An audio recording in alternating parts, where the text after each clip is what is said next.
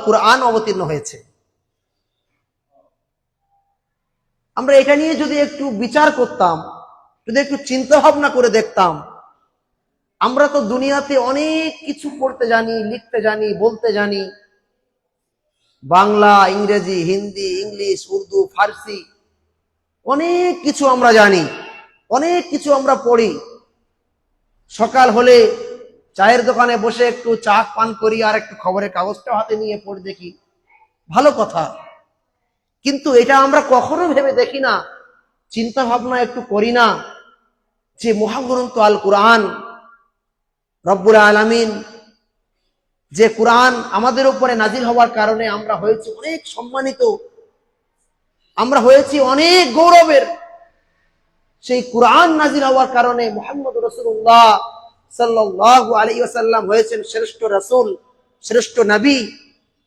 যে আল কুরআন অবতীর্ণ হওয়ার কারণে রমজান মাসটা হয়ে গেছে অনেক শ্রেষ্ঠ মাস, আর সেই কোরআন থেকে আমরা দূরে সরে আছি। এটা একটা আফসোসের বিষয়, এটা একটা দুঃখজনক বিষয়। আলিম উলামারা বলছেন, তারপরেও আমরা শুনছি, যতক্ষণ মসজিদে থাকছি, যতক্ষণ কোনো মাহফিলে, কোনো বৈঠকে থাকছি, ততক্ষণ আমরা এখানে ভাবছি, আবার যখনই বেরিয়ে যাচ্ছি সেখান থেকে আবার আমরা ভুলে যাচ্ছি। এটা নিয়ে একটু বাড়ি গিয়ে পর্যালোচনা করে দেখি না, একটু গবেষণা করে দেখি না, চিন্তা ভাবনা করে দেখি না।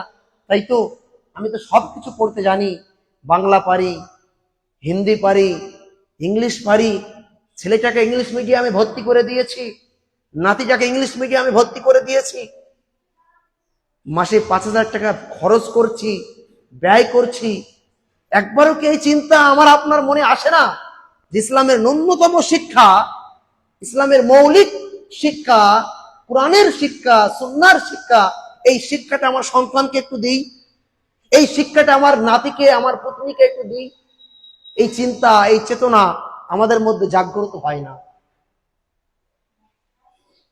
আপনি পৃথিবীর যত গ্রন্থ আছে, যত বই পুস্তক আছে, কবিতার বই, গল্পের বই, নাটকের বই, আপনি অনেক কিছু পড়েন, অনেক কিছু পড়ে আপনি জ্ঞান অর্জন করেন, কিন্তু সেখান থেকে হয়তো আপনার সামান্য দুনিয়ার সামান্য থেকে সামান্য জ্ঞান অর্জন হতে পারে, দুনিয়ার পথে সামান্য প্রয়োজন হতে পারে, কিন্তু আপনি এটা কখনো ভেবে দেখেননি যে গ্রন্থ পড়লে, যে গ্রন্থ নিয়ে গবেষণা করলে, আলোচনা করলে, পড়াশোনা করলে, সেটা শুধুমাত্র দুনিয়াবী জিন্দেগি নয়, বরং চোখ বুঝালেই আমার আপনার যে পরকালীন জীবন শুরু হয়ে যাবে, সেখানেই মহা মূল্যবান হয়ে থাকবে।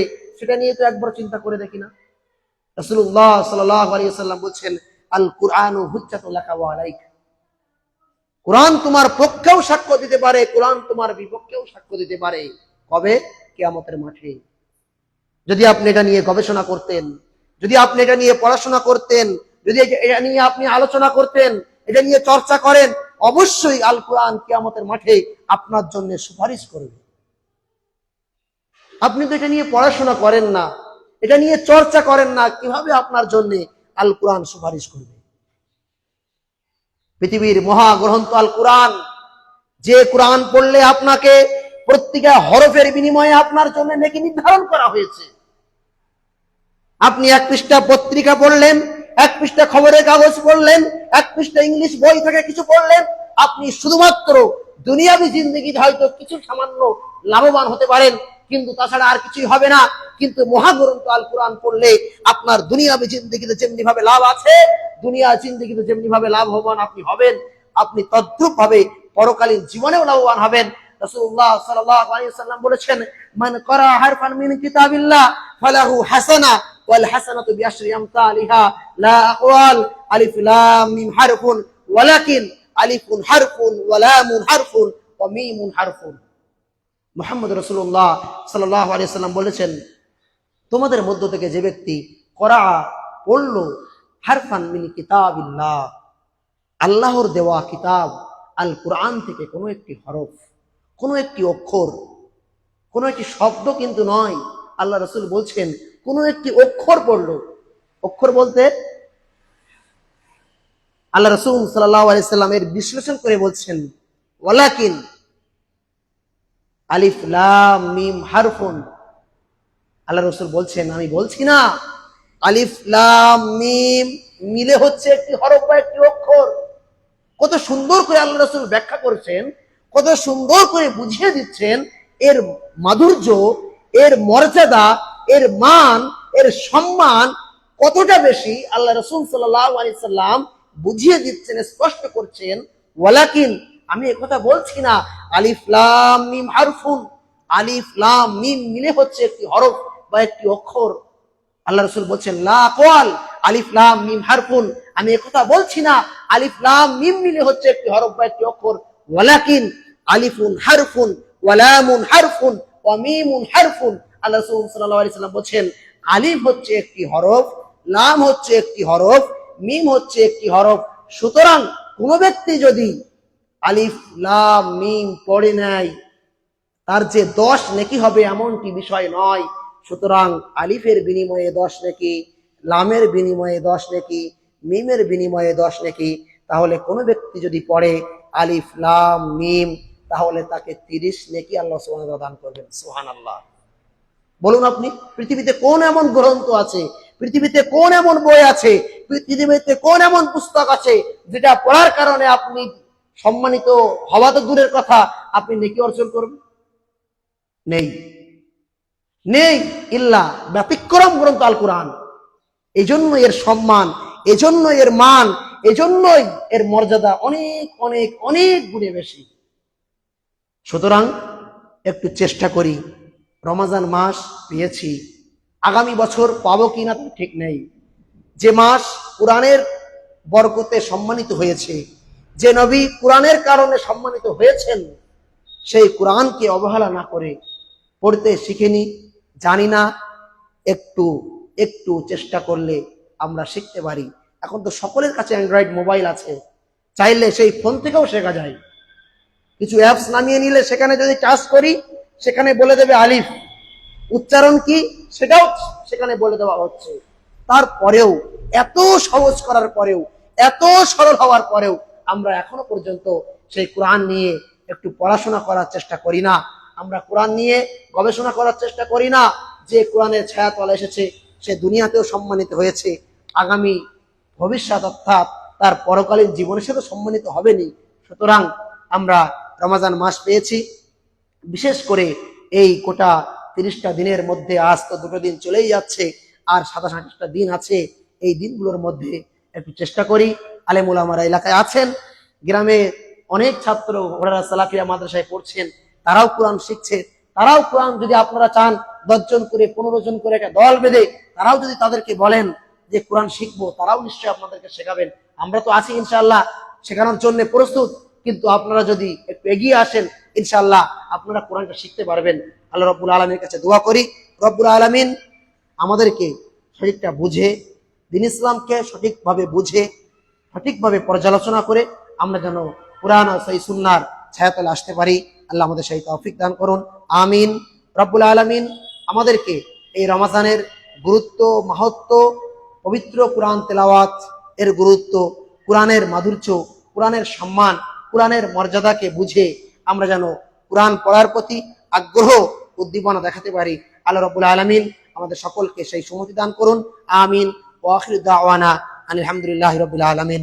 এ পর্যায়ে আপনাদের সম্মুখে আলোচনা করবেন শেখ আব্দুল হামিদ ফাইজি হাফিজাহুল্লাহ।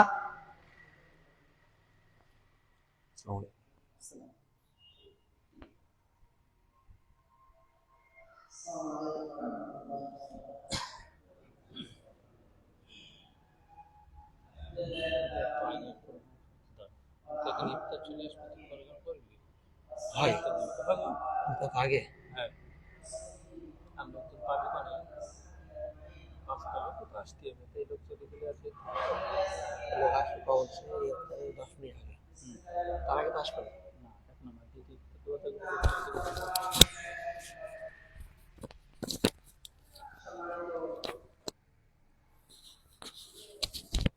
পশ্চিম চণ্ডীপুর গ্রামের জ্ঞান পিপাসু আমার দিনী ভাইয়েরা, আসর সালাতের পরে এরকম একটি মজলিসে আল্লাহ সুবহানাহু ওয়া তাআলা আমাকে আপনাকে উপস্থিত হওয়া তৌফিক দান করেছেন। আমরা সেই মহান স্রষ্টার শুকরিয়া জ্ঞাপনার্থে বলি আলহামদুলিল্লাহ। দুটো তিনটে কথা রমজান সংক্রান্ত। এক নম্বর, সাহাবাকরামরা আল্লাহ সুবহানাহু ওয়া তাআলার কাছে দোয়া করতেন। গুরুত্বটা বোঝার চেষ্টা করুন। সাহাবারা 6 মাস আগের থেকে আল্লাহকে দোয়া করতেন, আল্লাহ আগামী রমজান পর্যন্ত আমাকে একটু বাঁচিয়ে রাখো। আর রমজান মাসে ইবাদত করার পর বাকি 6 মাস আল্লাহর কাছে দোয়া করতেন, আল্লাহ রমজানে যে ইবাদতটা করেছি ওটা কবুল কর। মোট কত মাস? 12 মাস। তো 6 মাস রমজান যাতে পায় এই দোয়া, আর রমজানে এত ইবাদত করেছেন যে বাকি 6 মাস শুধু দোয়া করেছেন আল্লাহ রমজানের ইবাদতকে কবুল করে। এটা হলো রমজানের গুরুত্ব। আল্লাহ নবী সাল্লাল্লাহু আলাইহি ওয়াসাল্লাম একদিন এই মিম্বার আনার নির্দেশ দিলেন। এসব বক্তব্য শুনে শুনে সবার মুখস্থ হয়েছে। আহলুল হাদিস পরিবারের কোন ভাই বলবে যে আমি জানি না, এটা আমি বিশ্বাস করি না, যেটা বলবো ওটা রিপিট, কিন্তু শুধু অনুভূতি, একটু চিন্তনের জায়গা আনা। আর আল্লাহ সুবহানাহু ওয়া তাআলার ওই নির্দেশনা, ওয়াযাক্কির ফাইন্না যিকরা তানফাউল মুমিনিন, হে নবী আপনি নসিহত করুন, নসিহত মুমিনদের কাজে আসে। যারা মুমিন হবে তাদের অন্তর বিগলিত হবে, তাদের অন্তর আরো ভালো কাজের দিকে ঝুঁকবে। এই জন্য একটু স্মরণ করানো, তাছাড়া কিছু না। আর এর বাইরে আমি যদি আমার উপকার বলি, একজন ভাই যদি আমার একটা হাদিসে আমল করে, আমার বলা একটা আমল করে, তাহলে আমি মক্কার সবচেয়ে দামি যে লাল উট তার চেয়ে বেশি নেকির অধিকারী হব। আপনার জীবনের একটা ভালো কাজের নেকির একাংশ আমিও পাবো, আর আপনার নেকিতে কোন রকম কম করা হবে। সেই নেকি হয়তো একটা নেকির জন্য আমরা ধরা পড়ে যাব, সেই নেকিটা যদি কোনো একটা জায়গা থেকে আসে, এছাড়া আর কোনো লক্ষ্য উদ্দেশ্য নেই। সম্মানিত উপস্থিতি, আল্লাহর নবী মিম্বার আনার নির্দেশ দিলেন, সাহাবাকরামরা মিম্বার আনলেন। আল্লাহর নবী মিম্বারে পা দিয়ে বলছেন আমিন। সাহাবাকরামরা জিজ্ঞাসা করছেন, আল্লাহর নবী আপনি মিম্বার আনতে বললেন, কিছুই বললেন না, মিম্বারে পা দিয়ে আমিন বললেন। তখন আল্লাহর নবী বলছেন, হাদিসের পরিভাষা এই মর্মে, উহুজুরুল মিম্বারা ফাহাতারানা ফালাম্মার তাকা দারাজাতান ক্বালা আমিন, ফালাম্মার তাকা দারাজাতাস সানিয়াতা ক্বালা আমিন, ফালাম্মার তাকা দারাজাতাস সালিসাতা ক্বালা আমিন। আল্লাহ রাসূল বলছেন, জিবরিল আসলো, আসার পর আমাকে বলছেন, ওই ব্যক্তি ধ্বংস হোক যে রমজান মাস পেল কিন্তু নিজের পিছনের গুনাহ খাতাকে মাফ করতে পারল না। আমরা গ্যারান্টি দিতে পারবো তো যে আমরা আমাদের রমজানের পিছনের গুনাহ মাফ করে নিতে পেরেছি? কেউ কেউ আর অট্টহাসি করে, রমজান তো করেছি, হুজুররা বলে রমজানে গুনাহ মাফ হয়ে যায়, তারপরে আবার অন্যায় করব। ঠিক আছে, আল্লাহ রাসূলের একটি হাদিস রয়েছে, 5 ওয়াক্তের নামাজ, আল জুমাআতু ইলাল জুমা, একটা জুমা থেকে আরেক জুমা, আর রমাজান ইলা রমাজান, একটা রমজান থেকে আরেকটা রমজান, কাফারা, গুনাহ মাফের জারিয়া। যদি আমরা কোনো কাবিরা গুনাহ না করি, বড় গুনাহ, জিনা করা, ব্যভিচার করা, চুরি করা, ডাকাতি করা, মদ পান করা, এই ধরনের যত কাবিরা গুনাহ আছে, শিরিক করা, এই কাবিরা গুনাহ থেকে যদি নিজেকে বাঁচাতে পারি, তাহলে আল্লাহ নবী সাল্লাল্লাহু আলাইহি ওয়াসাল্লাম ওয়াদা করেছেন যে একটা রমজান থেকে আরেকটা রমজানের মাঝখানে যত মানুষ ছোট ছোট পাপাচার করবে, এই রমজান সৌভাগ্য হওয়ার কারণে, রমজানে ইবাদত করার কারণে আল্লাহ সুবহানাহু ওয়া তাআলা তার পিছনের সমস্ত গুনাহ খাতাকে মাফ করে দেন। এমনি ভাবে আল্লাহ রাসূল সাল্লাল্লাহু আলাইহি ওয়াসাল্লাম থেকে বর্ণিত সহিহ হাদিস, সহিহ মুসলিমের হাদিস, মান সামা রমাযানা ঈমানান ওয়া ইহতিসাবান গুফিরা লাহু মা তাকাদ্দামা মিন যামবি। যে ব্যক্তি ঈমানের হালাতে নেকির আশা নিয়ে রমজান মাসে সিয়াম পালন করবে, আল্লাহ সুবহানাহু ওয়া তাআলা তার পিছনের সমস্ত গুনাহ খাতাকে ক্ষমা করে দেবেন। সুবহানাল্লাহ। আবার বলছেন, ওমান কামা রমাযানা ঈমানান ওয়া ইহতিসাবান গুফিরা লাহু মা তাকাদ্দামা মিন যামবি। ঈমানের হালাতে নেকির আশা নিয়ে রমজানে যদি কেউ কিয়ামুল লাইল করে, তাহাজ্জুদ পড়ে, তারাবি পড়ে, যার নাম তারাবি, তার নাম তাহাজ্জুদ, তার নাম কিয়ামুল লাইল। বড় অনুরোধ করে বলি, হয়তো আমার এই বলাটাকে অন্যভাবে হয়তো নেবেন, সব খেটে খুঁটি খাওয়া মানুষ, কিন্তু আমরা যে তারাবি পড়ি, এই তারাবির কি গুরুত্ব আল্লাহর কাছে আছে আমার জানা নেই। এই যে 180 স্পিডে 8:30 বাজতে বাজতে তারাবি শেষ, আল্লাহ নবী সাল্লাল্লাহু আলাইহি সাল্লাম কে আল্লাহ সুবহানাহু ওয়া তাআলা নির্দেশ দিয়েছিলেন, কুমিল লাইলা ইল্লা কালিলা নিসফাহু আবিন কুসুমিনহু কালিলা আউজিদ আলাইহি ওয়া রাত্তিলিল কুরআনা তারতিলা। সবটা কখন? রাত্রের শেষ ভাগে, রাত্রের 1/3 অংশে। ঠিক আছে, জায়েজ আছে, সবাইকে নিয়ে পড়তে হবে, কিন্তু এত তাড়াহুড়ো করার কোনো জায়গা নেই। 8:30 বাজতে 9টা বাজতে শেষ হয়ে যাওয়া, এর চেয়ে আমি মনে করি যে মানে অন্য কাউকে দায়িত্ব দিয়ে রাত্রে, গভীর রাত্রে যদি নিজে নিজে পড়া যায়, এতে আরো নেকি আছে। কিন্তু জামাতের নেকি থেকে বঞ্চিত হব, জামাতের নেকি দরকার। তো আমি এইভাবেই বলবো, আমরা চাইলেও কিন্তু অনেক ক্ষেত্রে হয় না। ইমাম সাহেব আছেন তো, ইমাম সাহেব বাদে, ইমাম সাহেবকে তো আপনারা ঠিক করে রেখেছেন, শুধু আপনাদের ইমাম সাহেব বলছে না, পৃথিবীর সব ইমাম সাহেব। এবার যদি নতুন কোনো মানুষ আসে, তো ইমাম সাহেবের পিছন দিক থেকে চিমটি কাটবে, বলে একটু বলে দাও, নতুন মানুষ বলো, একজন দেরি না করে। আবার কেউ এই মনে করে যে ফাইজি সাহেব এসছে, ও তো বক্তব্য দেবে, তো দেরি হয়ে যাবে, আজকে তারা ভর্তি যাবো না। এগুলো নিয়ম, মানে আমি দেখছি, আমার এই সচক্ষে এগুলো দেখা, কারণ প্রতিটা রাত তো আমি কোথাও না কোথাও থাকি। তা আল্লাহর রাস্তে বলছি, এই যে সময়টা সবচেয়ে বড় নেকির মাধ্যম, এই নেকিকে যদি কুড়িয়ে না নিতে পেরেছে, তাহলে কিন্তু আমি হতভাগা। আমার উপরে আল্লাহর নারাজগি, আমার উপরে রসুলের বদদুয়া, আমার উপরে ফেরেশতার বদদুয়া, এই বদদুয়া নিয়ে কিন্তু আমি নাজাত পাবো না। সম্মানিত উপস্থিতি, রমাজানের গুরুত্ব বুঝুন। রমাজান কি? রমাজানের সিয়াম ফরজ। রমাজানের এই ফরজ সিয়াম আমি কিন্তু এড়িয়ে যেতে পারবো না। কোন কারণে যদি আমি অসুস্থ হয়ে গিয়েছি, আমি ভ্রমণে আছি, আল্লাহ সুবহানাহু ওয়া তাআলা কোরআনে আমার পক্ষে নির্দেশনা দিয়েছেন, ফামান কানা মিনকুম মারিদা আও আলা সাফারিন ফাইদ্দাতুম মিন আইয়ামিন উখর। যদি তোমাদের মতো কেউ অসুস্থ হয়, ভ্রমণরত অবস্থায় হয়, তাহলে সেজন্য তার রোজাটা বাকি দিনগুলোতে করে দেয়। আমরা দায়িত্ব নিয়ে বলতে পারবো যে গত বছর একটা রোজা আমার ভেঙে গিয়েছিল, আমি এবছর 11 বছর করে দিয়েছি? কয়জন দায়িত্ব নিয়ে করছেন? যদি না করছেন, তাহলে কিয়ামতের দিন ওই একটা সিয়াম যেটা আপনি ভেঙে রেখে দিয়েছেন, তার জবাব আপনাকে দিতে হবে। এর জন্য প্রস্তুত থাকুন, কারণ এটা ফরজ ইবাদত। এই ফরজকে আপনি এড়িয়ে যেতে পারেন না, কোনো মতেই নয়। আপনি যদি একজন সাবালক, আপনার উপরে রোজা ফরজ করা হয়েছে, তো আপনি এর থেকে এড়িয়ে যাওয়ার কোন রাস্তা আপনার কাছে নেই। সম্মানিত উপস্থিতি, এই ইবাদতটা করতে তখনই ভালো লাগবে যখন আমি এর ফজিলাত জানবো, এর গুরুত্ব জানবো। রমজানের রোজা করছি, কেউ গল্প করছে সে 7 বছর বয়স থেকে আমি রোজা রাখি, আমার বয়স আজকে 63 বছর, আমি কোনো বছর রোজা ছাড়িনি। এটাও যেমন না ভালো নয়, এমনি ভাবে যারা রাখছে না তারাও ভালো না। কেন কথা বললাম? সহিহ বুখারীর প্রথম হাদিস হলো ইন্নামাল আমালু বিন্নিয়াত। প্রত্যেকটা কাজের আসল কি? নিয়ত। নিয়তটা কিন্তু পরিপূর্ণ হতে হবে, পাকা হতে হবে। এই ইন্নামাল আমালু বিন্নিয়াত বলে শেষ হয়নি, এর পরে আরো কিছু অংশ আছে। মক্কা থেকে যারা মদিনায় হিজরত করে এসেছিল, আল্লাহ সুবহানাহু ওয়া তাআলা হিজরতকারীদের ব্যাপারে জান্নাতের খুশির খবর শুনিয়েছে। আর আজকের দিনেও যদি কোনো মানুষকে হিজরত করতে হয়, তাই হিজরতের বিরাট গুরুত্ব আছে কোরআন হাদিস। তবে ইচ্ছা করে কি আর হিজরত করতে হবে? হিজরত হলো বাধ্য হয়ে কোনো জায়গা থেকে কোনো জায়গায় যাও। তো মক্কা থেকে যারা হিজরত করে এসেছিল, আল্লাহ সুবহানাহু ওয়া তাআলা তাদেরকে বলেছেন তারা জান্নাতে যাবে। পবিত্র কোরআন মাজিদে আয়াত আছে, ওয়াস-সাবিকুনাল আউয়ালুন মিনাল মুহাজিরিন ওয়াল আনসার ওয়াল্লাযিনা তাবাউহুম বিইহসান রাদিয়াল্লাহু আনহুম ওয়া রাদু আনহু ওয়া আ'আদ্দা লাহুম জান্নাত তাজরি মিন তাহতিহাল আনহার। তাদের জন্য রয়েছে এমন জান্নাত যার নিচে দিয়ে প্রবাহিত হয়েছে নাহার, ঝর্ণা প্রবাহিত হয়েছে।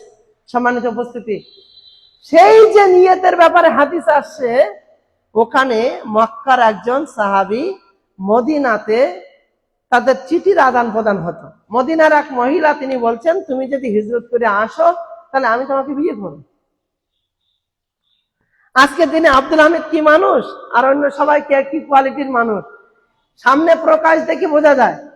এখন তার ওহী করে আল্লাহ বলে দেবে না যে অমুক ভালো আর অমুক খারাপ, বলবে? কিন্তু তখন তাই গল্প ছিল না। আল্লাহ সুবহানাহু ওয়া তাআলা ওহী করে মুহাম্মদ সাল্লাল্লাহু আলাইহি ওয়াসাল্লামকে বললেন যে দেখো, অমুক কিন্তু ওই বিবাহ করার উদ্দেশ্যে হিজরত করতে চাইছে। তা আল্লাহ রাসূল বলে দিলেন, তোমাদের মধ্যে যারা আল্লাহর সন্তুষ্টির জন্য হিজরত করছে, আল্লাহ তাদের গুনাহ মাফ করবেন। যারা দুনিয়া পাওয়ার জন্য, যে মক্কা থেকে মদিনায় এসে ব্যবসা করবো বলছে, তারা দুনিয়ায় পাবে। আর যারা বিবাহ করবে বলে হিজরত করছে, তারা বউ পাবে, আর কিছু পাবে। তা আমাদের নিয়তটা যেন ক্লিয়ার হয় যে আমরা রোজা রাখছি, এই নিয়তটা করবো আমরা। নিয়ত করতে হয়, নিয়ত বলতে হয় না। এই সমাজের এক শ্রেণীর মানুষ, তারাও অজ্ঞতাপূর্ণ বোঝে না, তারা ওই শিখিয়ে দিয়েছে, বলো নয়তু আন আসুমা গাদান মিন শাহরে রমাজান, এইসব ফজরের সময় বলছে, যে বলতে গিয়ে মিস্টেক করে ফেলেছে। আল্লাহ সুবহানাহু ওয়া তাআলা কোরআনে বলছে সূরা লোকমানের মধ্যে, ওমা তাদরি নাফসুম মাজা তাকসিবু গাদা, কোন মানুষ এটা জানে না কালকে কি করবে। গাদান মানে কাল। আর আমি বলছি নয়তু আন আসুমা গাদান, আমি নিয়ত করছি যে কালকে রোজা করব। তা ভোর 3টের সময় যদি আমি নিয়ত করি, দিনের পরিবর্তন কখন হয়? আরবি ধরেন যদি ধরেন সন্ধ্যাবেলা, আর ইংরাজি যদি ধরেন রাত 12টা, আর ভোর 3টের সময় যদি বলেন কালকে রোজা করব, তাহলে ঈদের আগের দিনের নিয়ত করলে সেটা ঈদের দিনে রোজা হবে, ঈদের দিন রোজা রাখা জায়েজ আছে? নেই। তাহলে মানুষ এটা তৈরি করতে গিয়ে ভুল করেছে। আমি আপনাকে বলতে চাইছি, নিয়ত পড়তে হয় না, নিয়ত বলতে হয়। আমাদের জন্য খালেস নিয়ত হয় যে আমি ভালো কিছু করব, আমি কাল রোজা করব। এটা করতে গিয়ে কোনো যদি ত্রুটি হয়, সেই ত্রুটিতে কান দেবো না। মনে করেন আজকে আমার রাত্রিতে ওঠা হয়নি, সেহেরি খাওয়া হয়নি, তাহলে কি রোজা হবে না? হ্যাঁ, রোজা হবে, অবশ্যই রোজা হবে। এ ব্যাপারে আমরা উলামা কেরামদের কাছ থেকে বক্তব্য শুনে নেব, জেনে নেব যে আমার সেহেরি করা হয়নি, সেহেরি না করলেও রোজা হয়। তবে যুবক ভাইয়েরা এখন বলবে আমার রাত্রে ঘুমাতে ঘুমাতে অনেক দেরি হয়ে যায়, তা আমি ও সেহেরি আর করবো না, এটা যেন না হয়। আল্লাহ রসুল বলছে তাসাহারু, সেহেরি করো, ফাইন্না ফিস সাহুরে বারাকা, সেহেরিতে বরকত আছে। এক জগ পানি হলেও তাতে বরকত আছে, একটা খেজুর হলেও তাতে বরকত আছে। অতএব আমরা অবশ্যই সেহেরি করব। কিন্তু সেহেরি কোনো একদিন যদি না করা হয়, তাহলে রোজা নষ্ট হবে না। এমন সময় আমি সকালে ঘুম থেকে উঠেছি, আমি অপবিত্র, আমি নাপাক, আমি নাপাক হলেও আমার রোজা হয়ে যাবে। আমি ঘুম ভাঙেনি, আবার আমি যখন উঠেছি তখন আমি নাপাক, তাহলে এক্ষেত্রে আল্লাহ সুবহানাহু ওয়া তাআলা দুটো বিষয়ে আপনার কাছ থেকে জবাবদিহিতা উঠিয়ে নিয়েছেন। একটা ঘুমিয়ে থাকা, আর একটা বেহুশ হয়ে যাওয়া, ব্রেন চলে যাওয়া। এই দুটো সময় আল্লাহ আপনাকে জিজ্ঞাসা করবেন না। এই দুটোর বাইরে যত জায়গা আছে সেখানে জিজ্ঞাসিত হতে হবে। সম্মানিত উপস্থিতি, নাজিবুল্লাহ একটু আগে বলছিল যে কোরআনের সঙ্গে রোজার একটা বিরাট সম্পর্ক আছে। ও তো কোরআন শেখার জন্য আপনাদের উদ্বুদ্ধ করছিল, আর আমি বলছি কোরআন আর রোজা একটা আর একটার সঙ্গে জড়িত। আল্লাহ সুবহানাহু ওয়া তাআলা এই মাসকে এত সম্মানিত করেছে, তার অন্যতম কারণ এই মাসে কোরআন অবতীর্ণ হয়েছে। আর আপনিও যদি মনে করেন যে আপনি সর্বোচ্চ পর্যায়ে উঠবেন, আপনার সম্মান অনেক বৃদ্ধি হোক, তাহলে আপনি বেশি বেশি কোরআনের কাছে যাবেন। যে কোরআনের কাছে পৌঁছে গিয়েছে, আল্লাহ তার সম্মানকে বাড়িয়ে দিয়েছে। দেখবেন প্রমাণ, 12টা মাস, 12টা মাসের মধ্যে সবচেয়ে উত্তম মাস কোনটা? রমজান মাস। কেন বলেন তো? আল্লাহ বলছে শাহরুর রমাজান আল্লাযী উনজিলা ফীহিল কোরআন। রমাজান মাস এমন একটি মাস যে মাসে আমি আল্লাহ কোরআন অবতীর্ণ করেছি। 365 দিন, 366 দিন, বা আরবিকে 360 দিন। এই 360 দিনের মধ্যে সবচেয়ে উত্তম রাত্রি কোনটা? কদরের রাত। কেন? আল্লাহ বলছে ইন্না আনজালনাহু ফি লাইলাতিল কদর, আমি আল্লাহ কদরের রাতে কোরআনকে অবতীর্ণ করেছি। এই কোরআন যার সংস্পর্শে গিয়েছে সে বরকতময় হয়ে গিয়েছে। এই যে একটা কাপড়, মনে করেন আমার এই জামাটা যদি এখন আমি খুলিয়ে ওখানে রেখে দিই, তো 2 দিন পরে থাকার পরে কেউ মনে করবে পা মোছা করি বা একটু মুছে দিই, এখানে পানি আছে। কিন্তু এই জামার এক অংশ যদি একটা কোরআনে জড়ানো থাকে, তো মানুষ কোরআনটা তুলে দেখবেন কাপড়ে চুমুক হচ্ছে। এই কাপড়ের মর্যাদাটা বেড়ে গেল কিসের জন্য? ওই কোরআনের গায়ে থাকার কারণে। আমি আপনাকে বলছি, এই মাসের সঙ্গে কোরআনের একটা বিরাট গভীর সম্পর্ক আছে। কিয়ামতের সেই কঠিন দিনে কোরআন আর সিয়াম, রোজা এবং কোরআন একসঙ্গে আল্লাহর কাছে সুপারিশ করবে। ইয়াকুলু সিয়াম, রোজা আল্লাহকে বলবে ইয়া রাব্বি, ইয়া আমার প্রভু, মানা আতুহু তাম, এই ব্যক্তিকে আমি খাদ্য খাওয়া থেকে বিরত রেখেছিলাম, ওয়াশাহওয়া, নিজের মতো চলাফেরা করা থেকে বিরত রেখেছিলাম, ফাশাফিনি, তুমি আমার সুপারিশকে কবুল করো। ওয়া ইয়াকুলুল কোরআন, কোরআন আল্লাহকে বলবে ইয়া রাব্বি, ইয়া আমার প্রভু, মানা আতুহু নাম, রাত্রে ঘুমানো থেকে একে জাগ্রত রেখেছিলাম, এ আমাকে তেলাওয়াত করেছিল, ফাশাফিনি, তুমি আমার সুপারিশকে কবুল করো। ফায়ুশাফান, আল্লাহ কোরআনের সুপারিশ এবং রোজার সুপারিশ কবুল করে ওই ব্যক্তিকে জান্নাতে স্থান দেবেন। সুবহানাল্লাহ। তাহলে কোরআনের সঙ্গে রোজার একটা বিরাট সম্পর্ক আছে। আমরা এই মাসে বেশি বেশি কোরআন তেলাওয়াত করার চেষ্টা করবো ইনশাআল্লাহ। ইনশাআল্লাহ। এই মাসের অন্যতম একটি ইবাদত হলো জিকির আজগার। জিকির আজগার তো সর্বদাই করতে হয়, কিন্তু এই মাসে বেশি থেকে বেশি জিকির আজগার করবেন। এই মাসের অন্যতম একটি ইবাদত হলো তারাবি সালাত আদায় করা। তারাবি, আল্লাহ রাসূল সাল্লাল্লাহু আলাইহি ওয়াসাল্লাম বলেন, মান কামা রমাজানা ঈমানান ওয়া ইহতিসাবান গুফিরা লাহু মা তাকাদ্দামা মিন যামবি। যে ব্যক্তি ঈমানের সাথে নেকির আশা নিয়ে রমজান মাসের রাত্রিতে তারাবি পড়বে, আল্লাহ সুবহানাহু ওয়া তাআলা তার সমস্ত পিছনের গুনাহ খাতাকে মাফ করে দেবেন। সুবহানাল্লাহ। তাহলে তারাবির এত গুরুত্ব।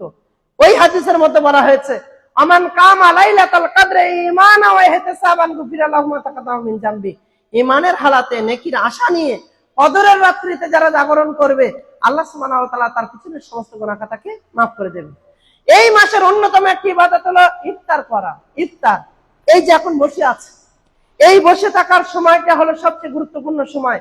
আরো আজকের দিনে এইগুলো আমরা জানি না বলে আমাদের ইবাদত করতে ভালো লাগে না। আমি একটু আগে মধ্যম চণ্ডীপুর বলছিলাম আসরের সালাতের পরে যে আমরা ইবাদত করি বটে, কিন্তু ইবাদতে মজা আসে না, মজা নেই, ভালো নেই। আল্লাহ রাসূল সাল্লাল্লাহু আলাইহি ওয়াসাল্লামের হাঁটুতে হাঁটু লাগিয়ে জিবরিল আমিন বলেছিলেন যে মাল ইহসান, ইহসান কাকে বলে? তখন আল্লাহ নবী উত্তরে বলেছিলেন, আনতা আবুদাল্লাহ কাআন্নাকা তারা ফা ইন লাম তাকুন তারা ফা ইন্নাহু ইয়ারা। তুমি এমন ভাবে ইবাদত করবে যে তুমি যেন আল্লাহকে দেখছো। তুমি এমন ভাবে ইবাদত করবে যে তোমার মনে হবে যে আমি আল্লাহকে দেখছি। ফা ইন লাম তাকুন তারা, আর যদি তোমার মনে হয় যে আমি আল্লাহকে দেখতে পাচ্ছি না, ফা ইন্নাহু ইয়ারা, তাহলে এটা মনে করবে আল্লাহ তোমাকে দেখছে। তাহলে তোমার ইবাদত এমন হবে যে তুমি আল্লাহকে দেখছো। আর যদি মনে হয় আল্লাহকে আমি দেখতে পাচ্ছি না, তাহলে এটা মনে করবে আল্লাহ তোমাকে দেখছে। এটা যদি আমি বুঝে যাই যে আল্লাহ আমার কথা শুনছে, আল্লাহ আমাকে দেখছে, তাহলে আমার ইবাদত করতে ভালো লাগবে না, লাগবে না? যে সমস্ত হাজী সাহেবরা গিয়েছেন মক্কা মদিনায় বা উমরা করতে গিয়েছেন, এতদিন ধরে শুনে এসছেন কাবা কাবা কাবা। ওই কাবাতে হাত দিয়ে আল্লাহর কাছে চাওয়ার অনুভূতিটা কেমন? এতদিন তো শুনতাম অন্যভাবে, কিন্তু কাবার কাছে গিয়ে যে কথা বলবেন অন্তর থেকে মনে হবে যেন কি একটা ক্ষরণ হচ্ছে ভিতরে, আর মনে হচ্ছে যেন আমি যা চাইছি আমার কবুল হয়ে যায়। তা আমার ইবাদতটা যেন এইরকম হয়, আমার কর্মটা যেন এমনটা হয়, আমি যেন মনে করি যে আল্লাহ আমাকে কবুল করছেন। এটা যদি আমি বুঝে যাই, তাহলে ইনশাআল্লাহুল আজিজ আমার ইবাদত করতে ভালো লাগবে। সম্মানিত উপস্থিতি, একটা ইবাদতের নাম হলো ইফতার করানো। আল্লাহ রাসূল সাল্লাল্লাহু আলাইহি ওয়াসাল্লাম বলছেন যে তোমাদের মান ফাত্তারা সাইমান, তোমাদের মতো কোনো ব্যক্তি যদি কোনো রোজাদার ব্যক্তিকে ইফতার করায়, তাহলে রোজাদার ব্যক্তি রোজা রাখার সমপরিমাণ নেকি পাবে, আর কারণ নেকিতে কোনো কম করা হবে না। তাহলে ইফতারের একটা বড় গুরুত্ব রয়েছে। ইফতার সামনে নিয়ে আল্লাহর কাছে ফরিয়াদ করা, দোয়া করা। রমাজানে রোজা রাখা ব্যক্তি, ইবনে মাজার 1752 নম্বর হাদিস, আল্লাহ রাসূল সাল্লাল্লাহু আলাইহি ওয়াসাল্লাম বলছেন, রোজাদার ব্যক্তি আল্লাহর কাছে যে দোয়া চায় আল্লাহ সেই দোয়া কবুল করে। সুবহানাল্লাহ। তাহলে রোজাদার রোজা অবস্থায় আমাকে চেয়ে নিতে হবে। যদি আমি চেয়ে নিতে না পারি, তাহলে আমি হতে পারবো। আরো একটা কথা বলি, আজকের যে দিন জুমার দিন, আল্লাহ সুবহানাহু ওয়া তাআলার পক্ষ থেকে জুমার দিন এমন একটা ঘড়ি আছে, এমন একটা সময় আছে, সেই সময়ে বান্দা যা চায় আল্লাহর কাছে আল্লাহ ফেরত দেন। সেই সময়টা কখন? এ ব্যাপারে ইবনে হাজার আসকালানী 40টা কওল নকল করেছেন। তবে সবচেয়ে উত্তম হলো ইমাম সাহেব যখন মেম্বারে ওঠে আর ইমাম সাহেব মেম্বার থেকে নেমে যায়, এর মাঝখানের যে সময়টা, এটা হলো খুব গুরুত্বপূর্ণ সময়। এই জন্য প্রত্যেকটা ইমাম সাহেবের উচিত যে বক্তব্যের মাঝে মাঝে যে কথাই বলুক না কেন, তার মাঝখানে শেষ সেন্টেন্সে বলবে আল্লাহ তুমি আমাদেরকে কবুল করো, মানে ওই বাক্যে কবুল করো। আর সবাই না ঘুমিয়ে তখন কিন্তু আমরা বলবো আল্লাহ আমিন, আল্লাহ তুমি কবুল করো। এটা একটা সময়। আর একটা হলো আসর থেকে নিয়ে মাগরিবের সময়।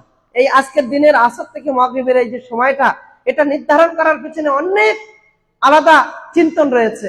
আমি আপনাদেরকে বলবো, আমিও চাই যে আমার একটা সময় আল্লাহ সুবহানাহু ওয়া তাআলার কাছে লিখিত হোক, যেটা আমার জন্য নাজাতের জারিয়া হোক।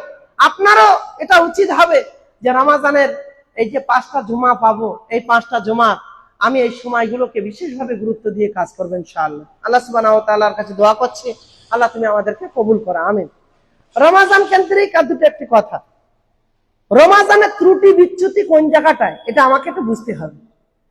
গ্রামবাসীর ফতোয়ায়, দাদিমাদের ফতোয়ায় যেন আমার রোজা ত্রুটি না হয়ে যায়। আমি এখন সকালবেলা কিছু একটা খেয়ে ফেলেছি, আপনার ক্ষেত্রে হতে পারে। এখন ফট করে ফতোয়া দিয়ে দিয়েছে রোজা বলা হবে না। তুমি একটুখানি খেলে হয়তো অনেকটা খেয়ে ফেলেছো, হবে না। না, সহিহ বুখারীর হাদিস, আল্লাহর নবী বলছেন মান নাসিয়া ওয়া হুয়া সাইমুন, যে ব্যক্তি ভুল করলো রোজা অবস্থায় আকালা ও সারেবা, খেয়ে ফেললো বা পান করে ফেললো, ফালি ইউতিম্মা সাওমাহু, সে যেন তার রোজাকে পরিপূর্ণ করে দেয়, ওখান থেকে ভেঙে না দেয়। ফালা কাজা আলাই, তার কোনো কাজা নেই। আবার আল্লাহ বলছেন যে ওই যে ব্যক্তি অনেক খাক আর কম খাক, যেটা খেয়েছে এটা আল্লাহর পক্ষ থেকে তাকে খাওয়ানো হয়েছে, এই খাবারটা আল্লাহর পক্ষ থেকে খাওয়ানো হয়েছে। এখন রইলো আমি যদি এক ফোঁটা পানি ইচ্ছা করে খাই, তাহলে ওখানে কি আলাদা করে ফতোয়া জিজ্ঞাসা করতে হবে? ওটা আমার মনকে আমি জানি, আমার মন জানে যে আমি চুরি করেছি কি কি করেছি।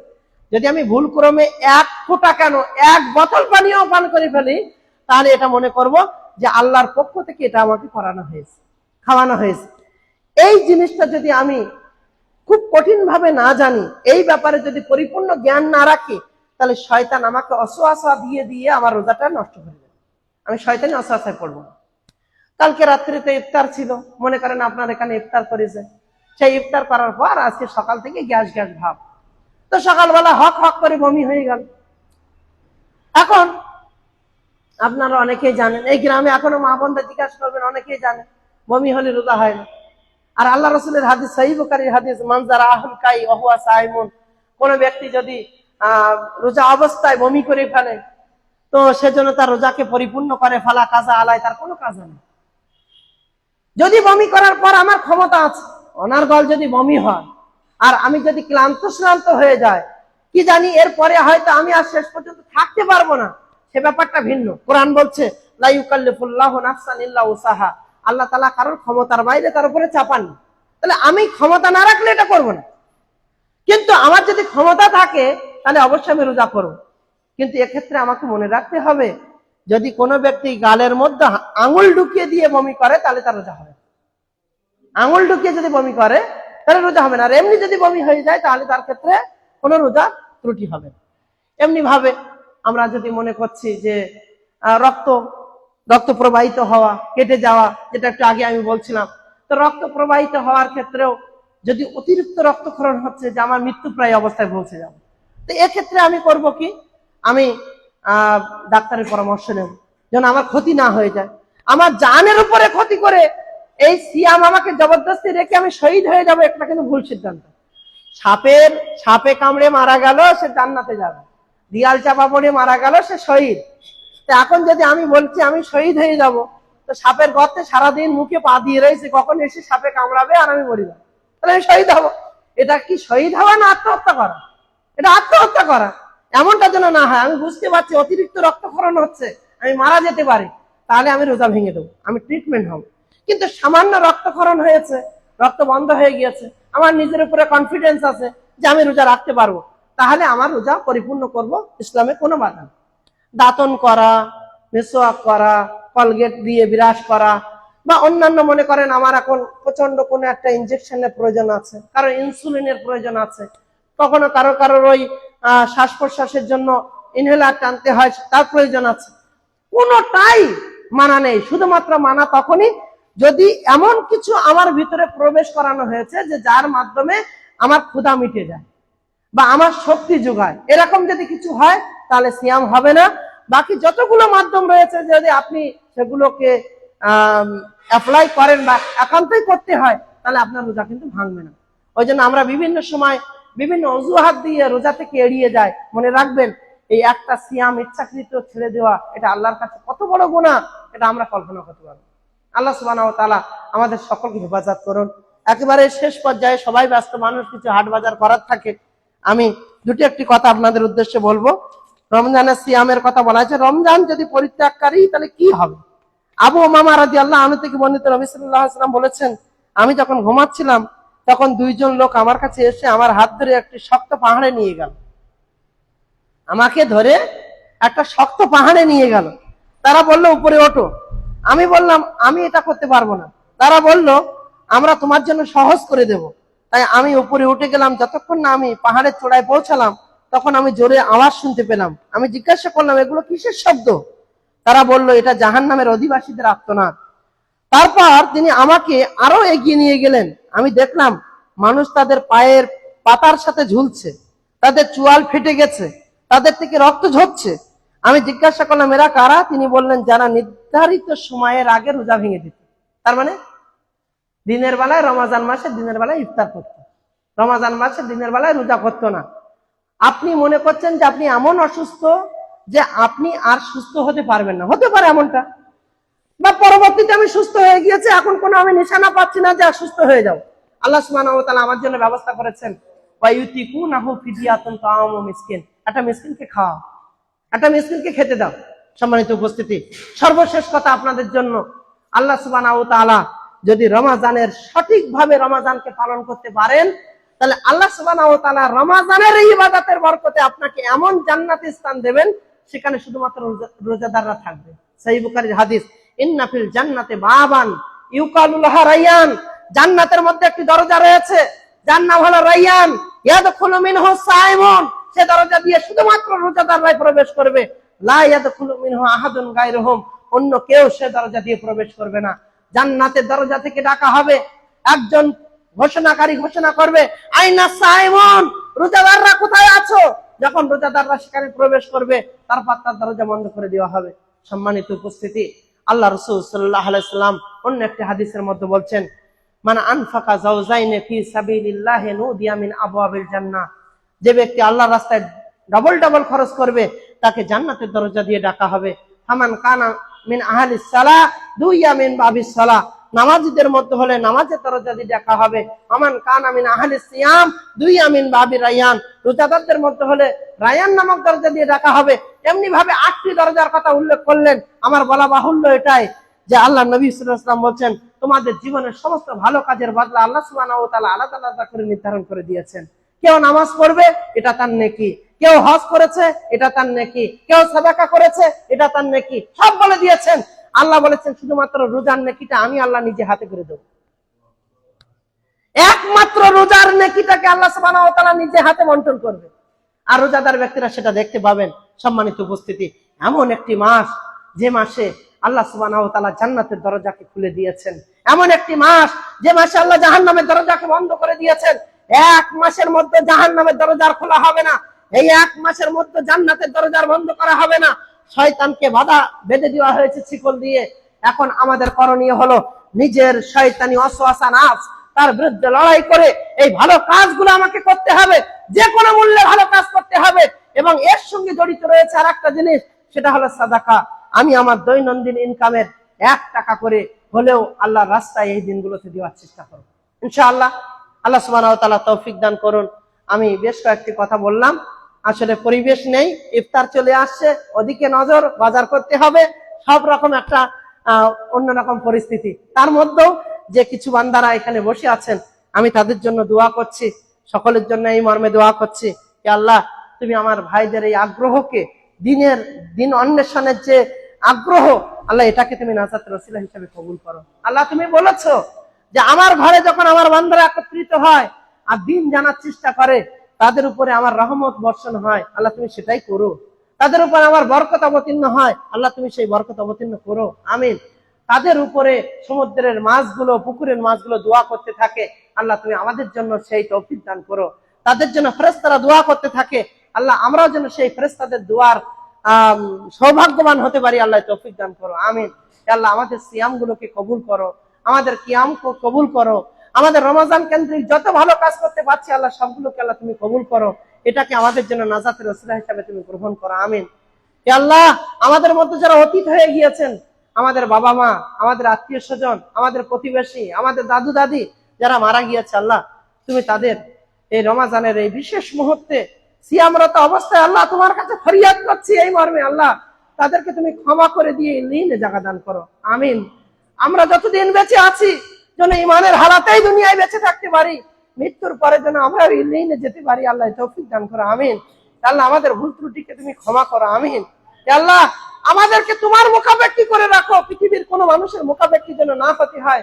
আল্লাহ দিনের উপরে অটল থাকার ক্ষেত্রে আল্লাহ তুমি আমাদের চলার পথকে সহজ করে দাও, আমিন। আল্লাহ তুমি আমাদের প্রত্যেককে কবুল করো, আমিন। আমাদের মধ্যে যারা অসুস্থ, আল্লাহ তুমি তাদেরকে সুস্থতা দান করো, আমিন। আমাদের মধ্যে যারা ঋণগ্রস্ত, আল্লাহ ঋণ থেকে তাদের উদ্ধার দান করো, আমিন। সার্বিক আল্লাহ তুমি আমাদেরকে কবুল করে নাও, আমিন। সুবহানাকা আল্লাহুম্মা রাব্বানা ওয়া বিহামদিকা আশহাদু আল্লা ইলাহা ইল্লা আনতা আস্তাগফিরুকা।